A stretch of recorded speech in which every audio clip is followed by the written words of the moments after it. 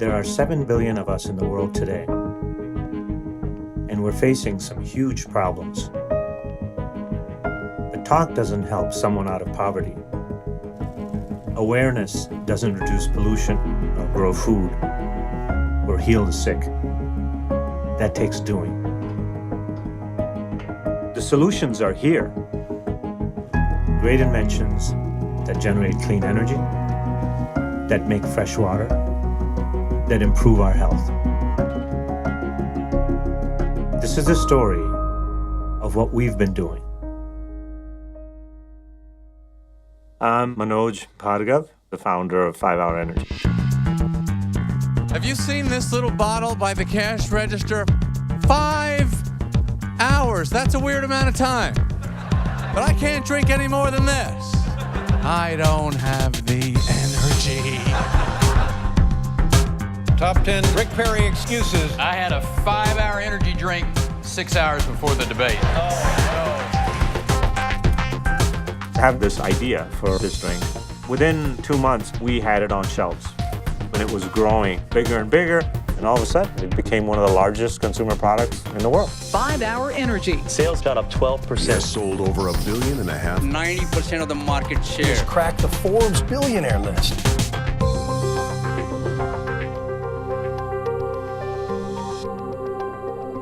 But I realized, oh my God, we're making a lot of money here.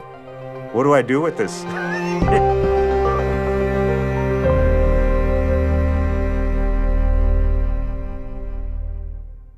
I'll tell you how we work in our company. Somebody comes to me with a project or something needs to be done, and the first question I ask is it useful? How is it useful? Okay? And if it's not useful, it better be entertaining. And if it's not useful or entertaining, there's only one other basket left, and that's useless.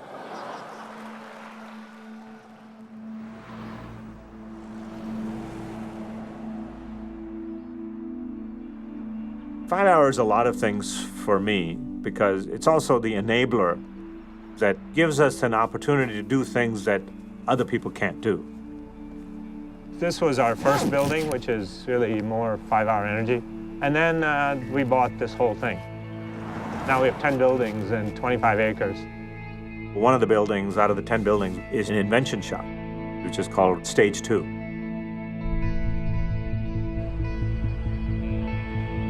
My approach to things is, let's do stuff, invent stuff, make a difference in other people's lives.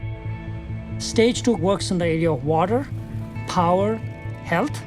Our goal is very simple, to deliver innovations which can directly impact humanity. And the only way to do that is to actually go fund it. Our view is, if you invent stuff that can be used long-term, it's probably the most fundamental change you can make. We've put an infrastructure together so that great inventions help the poorer half of the world make their lives better. That's what we define as a great invention. That's the software change. Yeah. Incredibly, it doesn't take enormous amounts of money. What it takes is just doing the right things and inventing the right things. My name's Billy Talley, and I run the engineering and operations here at Stage 2 Innovations. Manoj truly believes in giving back. One of his ways that he believes in giving back is coming up with innovations to help people.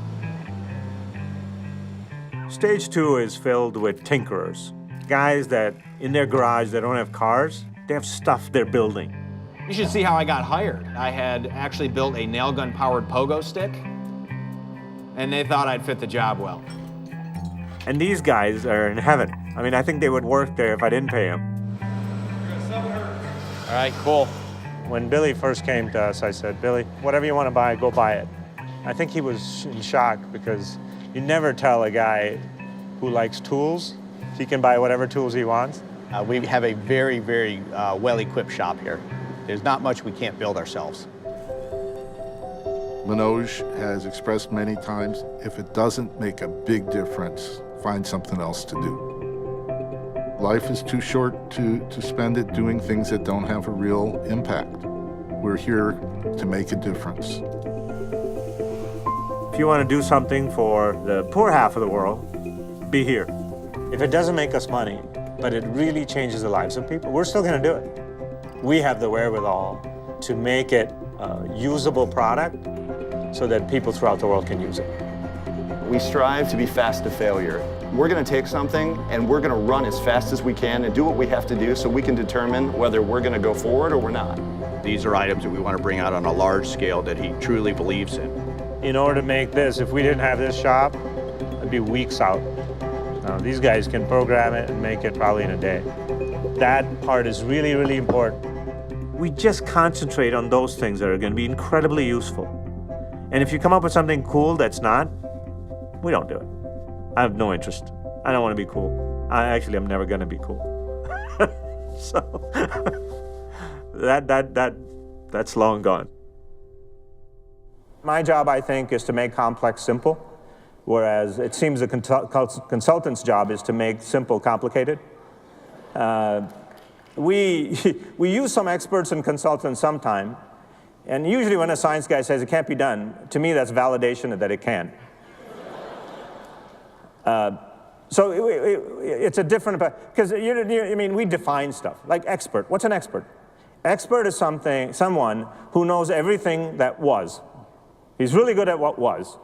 And if you ask him about what will be, he says, no, that can't be done, because I'm an expert on what was. Well, why do I need you? Because if I wanted to do what was, I don't have a business. So, we do talk to experts just to make sure that maybe they've thought of something or the history of that area is something that we haven't thought of, but we really don't rely on them for the future because that's just silly. To me, the largest area of work for the future, energy and water, are the real solutions to health, livelihood, all of the stuff that goes above it. Most people don't realize in rich countries, but half the world either has no electricity or electricity 2-3 hours a day. Everything requires energy. So you try to look for that which is the one thing that will lead to benefits that are across hundreds of things. So human mechanical energy is so amazing. Why can't we use that to create energy? So we've invented a hybrid bicycle that you pedal for an hour and you have electricity for 24 hours. We call it free electric. The free electric, I think, is the coolest of all our inventions. Not just because it just looks really great, but it's so simple. It's sort of what we try to do is make things simpler and simpler. And yet it's going to maybe have the largest effect of anything in the last 100 years. The reason is, for the poor half of the world, they have electricity 24/7. Electricity is the greatest enabler there is, and we've kept half the world out of it. This enables all of these people who have not been part of the Industrial Revolution. They're still living as if it's 2,000 years ago. All of these people now can become part of a productive society. And this is what will enable them. This solves the problem no matter what happens, whether it's sun shines or cloudy or night or whatever it is. Anything happens, you have electricity. You're never out of electricity. Also, if you look at worldwide, the other side is really interesting. Hurricane Katrina was a Category 5 monster that became the costliest disaster ever in the U.S.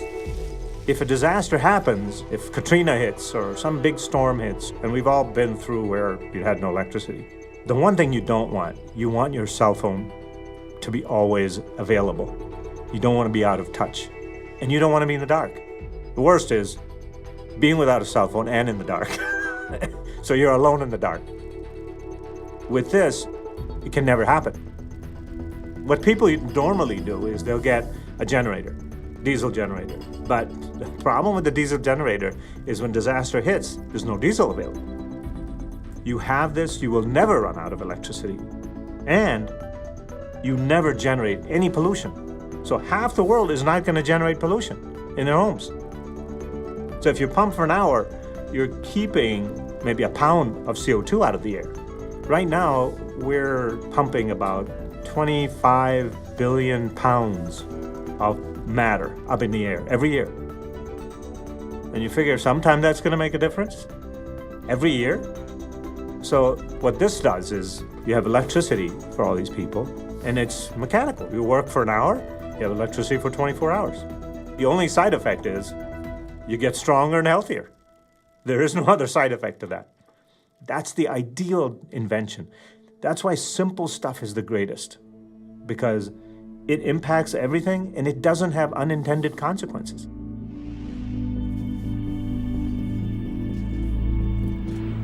There really is only a few components. You have the basic frame, you have the bicycle gearing, you have the flywheel, you have the battery, and the generator. So it's very, very simple. You know, there's not a whole lot to it, and it's just like riding a bicycle. You know, Right. after you get going, Let's see if I can it's do pretty it. simple. Okay. So is this the right gear for Yeah. starting? Yeah, well, you're in second gear actually, so you're a little bit tall.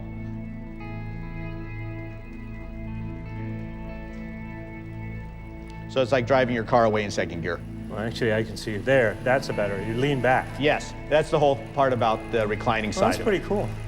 With human energy and working out a lot of the efficiencies, we're able to go and power 1,050 equivalent watts of lighting and energy power.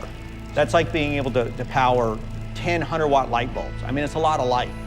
Wow. So when does this start to get to a point where it's lights up everything? Well, actually, right about now, be any time now. There you There we go. All right. Is that from me? Yeah. Just doing it here? Yep. Actually, this isn't bad. This is No, it's not bad at all. This is like where you would set a bike if you were going to exercise. Yep. And with that, you're still able to charge your cell phone. You're able to charge your tablet. You run a small fan. You know, it really kind of puts some of these things into perspective. Pedal for an hour, and you can have lights, charge your phone, and everything else throughout the night. This is the cheapest, most practical way of getting electricity throughout the world, no matter where remote location you are.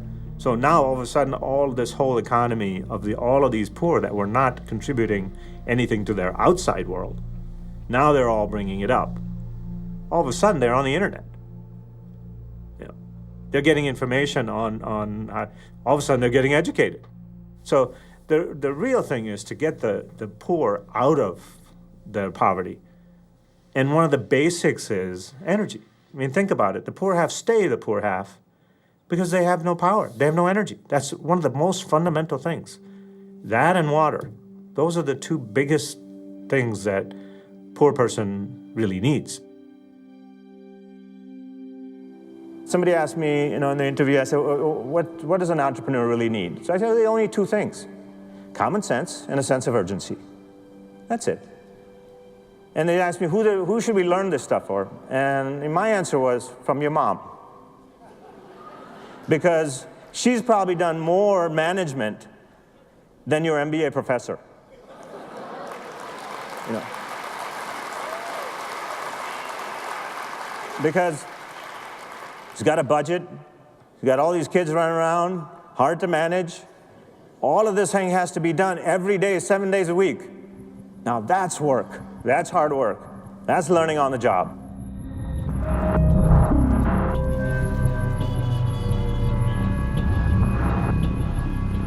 No matter where somebody stands on global warming or that whole issue, pollution is a problem. I don't care who you are or what your scientific belief system is. We know that that's bad. We need to get rid of it. Is there a way to get totally clean energy that's sort of bullseye of all answers, with no pollution and unlimited energy? So our first question was, where's the energy? And there's only one answer, and that's right here. A few miles underneath us is unlimited power, unlimited energy. So a few miles down, deeper you go, the hotter it gets. You take that energy and you bring it up. Unlimited, pollution-free. Is there a way to bring up just the energy, just the heat, You can't use copper wire because it'll melt. So we found this material called graphene. Graphene is a substance that is really made out of graphite, which is like pencil lead, right? And what they discovered was that if they take one molecule layer at a time off this graphite, that's called graphene, okay? And it has incredible properties. It's 100 times better conductor than copper. It's lighter than air, stronger than steel. It transfers heat really efficiently. If you put 100 degrees here, you get 100 on the other side instantly, and the middle is completely cool. So the heat that you put in gets all the way there. Whether you go 10 feet or you go miles, you could bring up unlimited energy from deep underground to the surface, pollution-free. And so I approached the graphene guys and I said, could you make me a string? And they looked at me like, why would we make a string? You know, I said, look, a string is the most rudimentary technology, right? If you have a string of something, you can make cloth, you can make walls, you can make rope, you can make a cable. So if you make me a string, I'll put those strings together and make a cable. Then I'll put the cable underneath the ground. And that cable will bring up the heat. And so at first they were a little wary because it seemed too simple. They have already made the first set of ropes for us, the short ones. They've tested it and found it to work perfectly fine. We are using that and working with Stage 2 in Michigan. Stage 2 has a platform we are building where we'll test everything out. And then that product will be commercially manufactured and propagated from Singapore. This would be the greatest invention maybe ever. Because if you can get unlimited energy from underneath the earth, pollution-free, that's everything. That's everything. You have no pollution, you have no fossil fuel issues, you have no, CO2 coming out, greenhouse gases, none of that. All of that is gone. Here's the answer. Yet no money, no research, no resources are being put to this. So this is a sort of a teaser to say, look, guys, in your country, you want energy security? Do this. You have unlimited energy without having to import anything. Now, some countries are not going to like this very much because those who export, fossil fuels are going to be pretty upset with me. But I've kind of transferred all this technology, all of our thoughts to Singapore so that there's a place that's neutral that is then going to give it to the rest of the world. And so this is to encourage people to say, look, if you want energy security, put resources in this.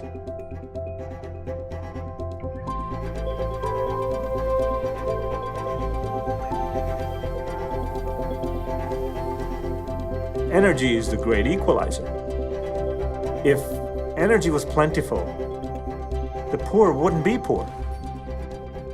Our concern here isn't to make people rich. Our concern is, can we get them to make a livelihood? Can we get them to be healthy? Can we get them clean water?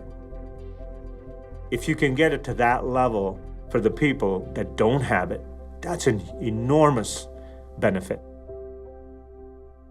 Wall Street fellas are so enamored of companies that spend 5% of their sales on research versus 3%. What, is this brains by the pound? It's not about the money. Good stuff doesn't come from money. And history tells us that, and we still chase it. Mobs of PhDs do not come up with great inventions. It's a couple of guys in a garage that have proven that that's not true. And it's usually a couple of people. Throughout history, it's only been a couple of people have come out with the greatest of stuff. And yet we insist that if we have 1,000 PhDs instead of 500, we're going to do it better. It makes no sense. The drought has left its mark here. Some communities could soon run out of water entirely. This is what the Sierra looked like a year ago. But this winter, what a difference. The state now in extreme drought. Nature's always smarter than we are. Let's say you come up with an invention that makes clean water out of all this huge amounts of salt water that the world has. Water everywhere, not a drop to drink. So we've got all this water, but we can't use it. Now there's a lot of places around the world, whether it's India, Africa, China, everywhere, there's a shortage of water. And one of the reasons we went after water is because it is totally fundamental to human life. All right. Spray bars are holding. Starting to make distillate. Cool. Where we are right now is the Rain project. This equipment, what it does, it turns seawater or any dirty water into fresh water. One of the reasons why we got involved in the Rain project is we saw a lot of lacking technologies in the market to generate what we call high-quality water, which can be used for agriculture, drinking, and industrial applications. But more importantly, it does not require any operational support. All right, start spinning other parts. The reason we called it the Rain project basically mimics nature. It heats water, you have water vapor, and then you take that moisture into a different compartment, and then you distill it. The steam or vapor turns into water. So it takes energy to heat the water, and then the energy is released when you turn it back to water. So we take that energy and recycle it back to heating the water again. This little bitty machine here can do 1,000 gallons an hour. Some of the great things about it compared to what the technology is today is, one, it has no parts that are consumables, no screens or no membranes that go bad, and it can be made to make distilled water or any level of clean water. Whereas current technology will only take seawater and turn it into drinking water, but it will not turn it into water that can be used for agriculture. It still has too much salt. This was our prototype version from 6 months ago. We learned off this version, we added some new ideas and concepts, and we built to what we believe is our next version to go into the field for commercial use. Billy came out of automotive, so everything is made with that discipline in mind, that you're going to build a plant, and then you're going to have pop hundreds of these out every day. As we call it, we can cookie cutter it. So we can stamp out thousands upon thousands of them.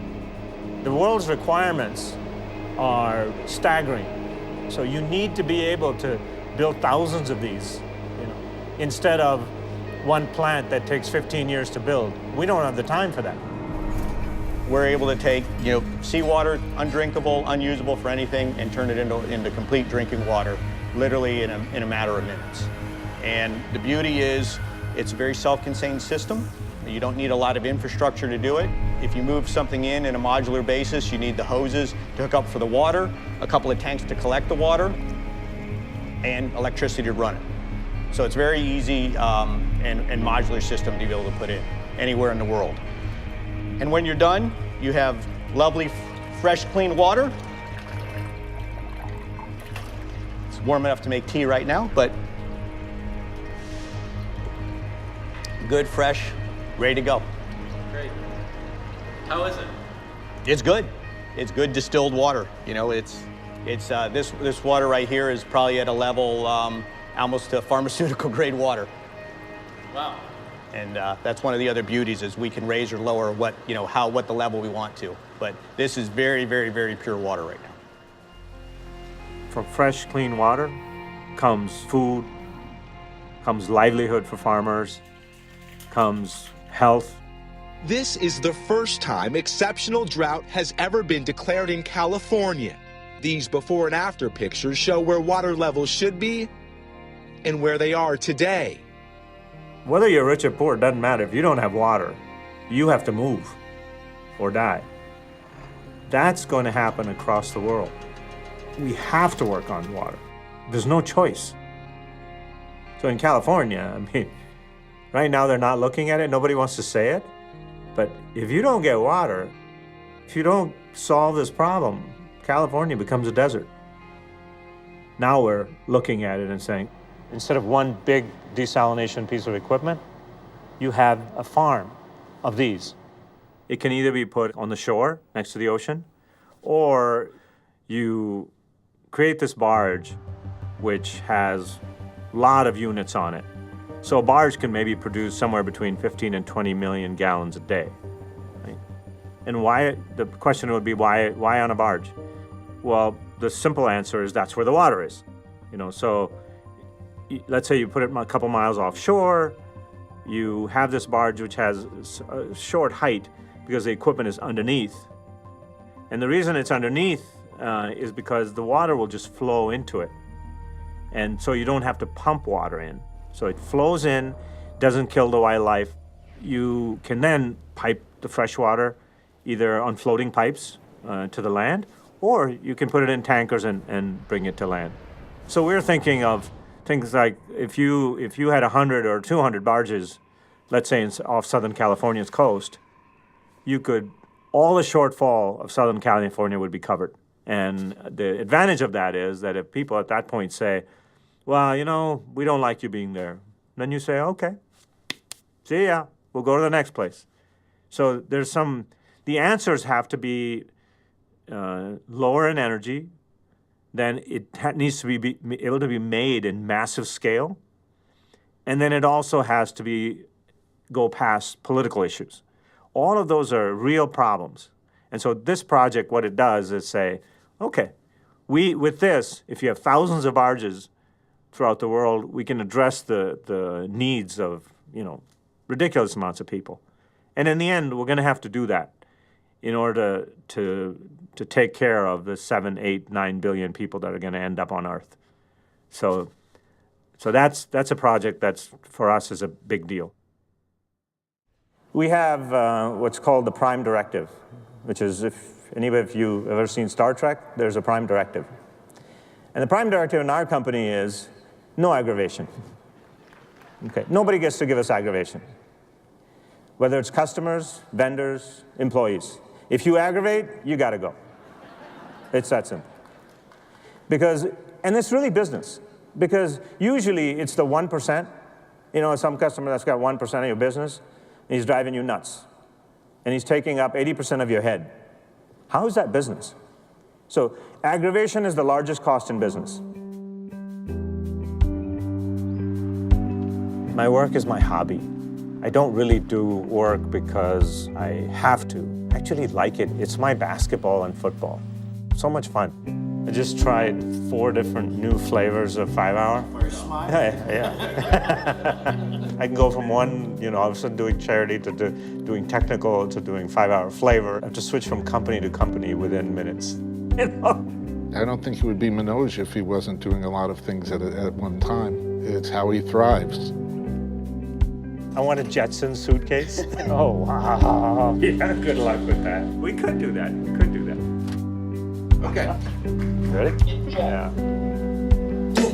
Which way? I always get lost here. Too many companies. Forgot my keys. So annoying.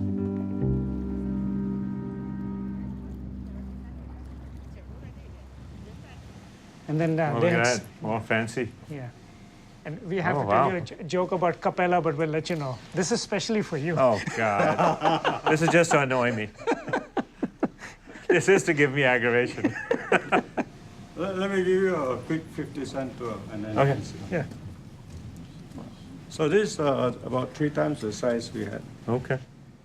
The cutting edge of medical science today is changed from what they've been doing for the last 50 years.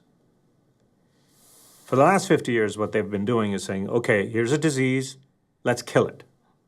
Let's kill something. And now what they're looking at is, well, no, that's really not the answer. The answer is what is known as immunotherapy. In other words, in cancer right now, the biggest thing that everybody's working on is immunotherapy. What the ultimate goal is to make somebody stronger internally, and so that disease doesn't happen, or that the disease becomes so small because it's getting attacked by the immune system. What we found for that is one of the great products that's been invented decades ago. So when it was invented, it wasn't the right time for it. Now, when people are looking at immunotherapy as the big thing, this is probably the biggest weapon in its arsenal. Yeah, it is. Same memory foam. Yeah. Only the color is different. It's, Slightly, yeah. And everything else is the same. Right here, we're working on the ECP project called Renew. And the ECP project stands for External Counter Pulsation. The idea is the ECP squeezes blood from the legs back into the core body and assists the heart when the heart's resting. While the heart is resting, this is pumping. While the heart is pumping, this is resting. They go back and forth, so it acts almost like an auxiliary heart. The arteries become wider, which lets blood pass more easily. The effects happen through the entire body. The evidence is overwhelming that it makes people healthier. Right. Tighten that, then tighten it. Right, there you go. Was that easier? Yes. When I first looked at it, I said, are you guys kidding? I mean, is this Monty Python? This one and this one. There's an old movie called Life of Brian, people volunteering for crucifixion. If somebody asked me, okay, you've got heart problems, which would you like, surgery or not surgery? Well, first, I'd like to try the non-surgery, guys. I mean, I don't have to be a genius to figure that part out. Even if it doesn't work as well, you would still want to say, I want to go with the non-surgical approach. We looked at that and we thought, okay, this is pretty obvious. And then we realized that there were so many things it was doing. And amazingly, the science guys, over the years, there were 300 published peer-reviewed studies on the benefits of this. And yet, it never made it into the mainstream. Well, when first somebody came to me with it, I said, look, there's so much logic here. I'm just going to buy one. So there were a couple of guys that were making it. Now, because nobody really bought many of these, it was a big clunker. It took up half the room, and it was 220, created heat. It was terrible, right? I said, it doesn't matter. I'm going to buy it. So we have one here all folded up. You put it together? So we will go and pop That's it together. That's a good idea. Okay. I should time this. Now, we changed the whole thing, so made it really simple, small, made a bunch of modifications to it. We've talked to some of the top guys in the world in terms of both cardiologists as well as medical research guys, and they're all, of course this is great. However, we asked some people that are not at the top of the field, and they said, no, this is for old people that can't have surgery. Surgery is way better. And it's not because they're being dishonest. It's because how everybody's been trained. It's legacy. It's how I was taught. Put the hoses on and it's ready to run. Okay. Well, that was about less than a minute. Okay. So actually, this can be now put in a corner somewhere, or taken in a truck or put it van in a closet, put it in a corner. You can store it away, Okay. or very cool. It can go room to room for people. Right. In a doctor's office or something. And it plugs into a normal 110-volt plug. What it does is it enhances circulation. Nature has already made this pump called the heart, and it's pumping to keep everything going. Getting oxygen and nutrients, hauling of the waste. Then what happens over time is the pump gets old. The pump gets old, doesn't quite do the job. All of a sudden, you've got all kinds of things happening from your toes to your hair. Skin's wrinkling, arthritis. All of these things happen. Where they come from? Really, where they came from is that you got weaker. Your system got weaker. That's when you let all of this junk in. Think about it. If you leave waste, if you leave trash all over the body, if you leave trash in your head, and then you get a disease in your head, and you're thinking, well, how did I get disease? Well, you left trash in your head, right? What trash happens, it rots, turns to poison, and then all of a sudden you have diseases. If you haul away the trash, the chances of being better, being healthier, and not having those diseases come in are much higher. So what this does is enhances circulation. And again, back to what we do here at Stage 2. It's just nature with a twist. We go for simple, which is, if you're healthier, if you're better, if you're stronger, then there's less disease. I got this from Sir David Lane. And I was thinking all about nutrients and oxygen. And he pointed out, no, Manoj, it hauls away the waste. And he put it so well, which was, the idea is not to treat illness, it's to treat wellness. It's to make wellness better. That's how you treat illness. Right? That was so smart. David Lane is regarded as one of the foremost scientists and experts in the area of cancer and oncology. He's actually been knighted by the Queen. He's a brilliant person. When you get to talk to him, you'll realize how fast he can understand the things we are doing. And he sees tremendous benefits for ECP in healthcare. So his point is, if you can delay ailments, that's healthcare. We tend to think of ourselves as being well or being ill, but the reality is it's a continuum. And what we should be aiming for is great wellness and no illness. I think what we tend to do is think we're well until we're ill, and that's the wrong way around. We need to be thinking about maintaining health as a much more proactive process. Everybody wants a shortcut, so maybe I take this vitamin and I'll be better, or maybe I'll do this, I'll be better. But what we need to do is think about fundamentals. So what is the fundamental? The fundamental is the blood, the circulation. That's what your heart's doing, that's what's taking nutrients around your body, that's what's critical for eliminating waste products. So clearly poor circulation is the basis of a lot of illness. So it's clear to me, that anything that can help people to improve their health is very, very important. So ECP is an example of that. Everybody says, well, how can something so simple work? How can just pumping your circulation a bit help? But the question is, ask the question, does it work? If it does work, then it's very valuable. And I think this is where, you have to go outside the system. I mean, the current system educates people to behave in a certain way. You get ill, you go to the doctor's a godlike figure, the doctor's going to save you, that's how it works. And instead of thinking, oh, I'm part of this process, I can't be passive, I should be active. And I think it's that shift in thinking to think about new ways of doing things. Of course, it doesn't solve every disease there is, but it is one of the greatest things that we found. This is the answer for the poor. Of course, whether you're poor or rich, you're still only a human being. Health is something that's across the board, whether you're rich or poor. When we looked at that for the poor, we said, okay, well, this is across all human needs. And if you can do this, how many things does it affect? Is it wide enough? Oh, yes. Because now we made it for whatever. So we still did it for 95th percentile. Yeah, it's still. Yeah. So if I gain another 20 pounds, I'm still okay. The interesting part is that once you try it a couple of times, you're like, okay, I need that. You just feel better. You are better and you feel better. I've been on it for a couple, 3 years now.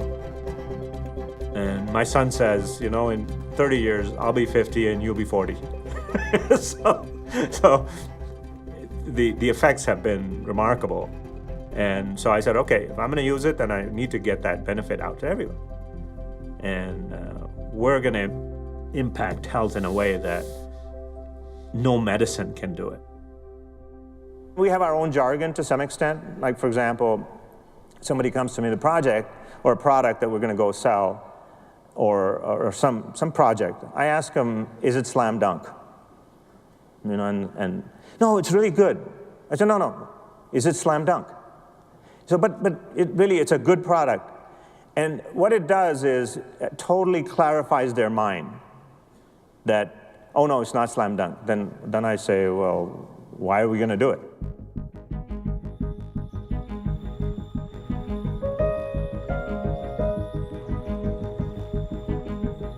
When we first went out to do philanthropy in a big scale, so we started giving money all over the place and helping other people to do their work. As time goes on, you learn stuff. And then you realize, if you help a little bit, it's a good thing, but at my scale, you're just throwing sand in the ocean. it just disappears every time you do something. In India, for example, we're building 2 hospitals in places where they just don't have any medical facilities. So we started this foundation called the Hunts Foundation.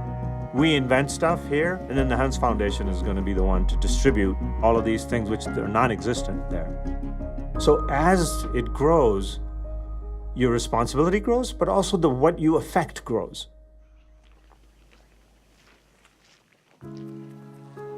There's an old story from Indian scriptures about a blind man heading towards a well. There's a guy who's watching. If the blind man falls into the well, who gets the blame? Is it the blind man? Or is it the guy who's watching?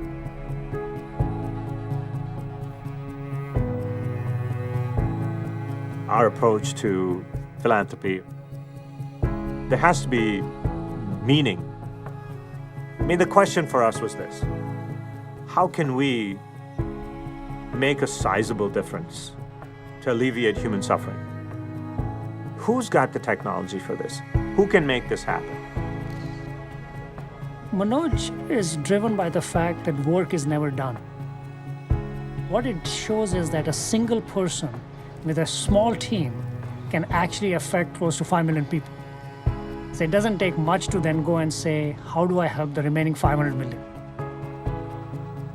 If you're doing really great things that have purpose, you feel great. And so we found a whole bunch of things that we can do ourselves that will make a difference for 100 years. The more wealth you get, the bigger your duty becomes, which is to help those who have less, who are suffering. The more you're given, the more you're asked. You should be more responsible for the more you're giving. It's not a curse, but it's like a weight that if you're given more, more is expected from you. And it should be. It's that simple. That's it.